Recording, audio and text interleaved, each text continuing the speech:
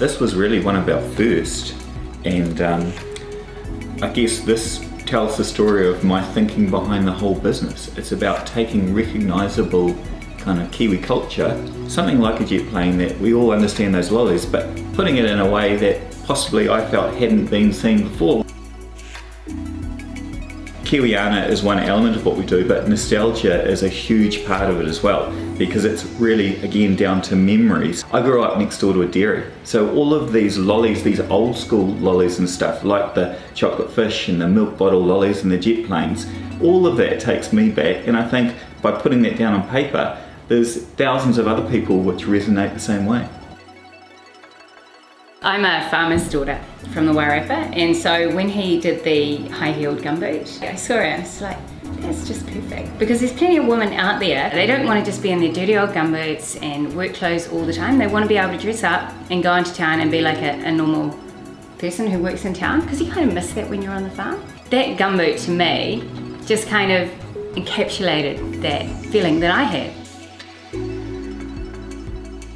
Julia had gone back to work after maternity leave, wasn't enjoying it now that we had a baby still at home, and so we thought, okay, how can we utilise our skills to create a business that will enable us to live and work from home?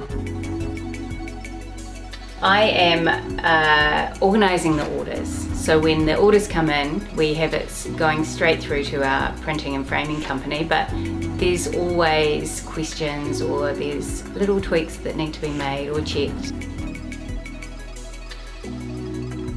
Often I'll have an idea that I've been thinking about while I'm taking the kids to kindy in school, so I'm walking home with the coffee and I'm just trying to resolve it in my mind more and more before I sit down and I'm straight into it. And if there's no ideas, it'll just be like, you know, often I kind of refer to it as the boring stuff, but it's the stuff that needs to be done. It's the background stuff on the site. And then again, it's when you sort of switch your thinking to something else, that's often when the creative side starts to kick in. I love the idea generation and often turning my art into real kind of tangible products.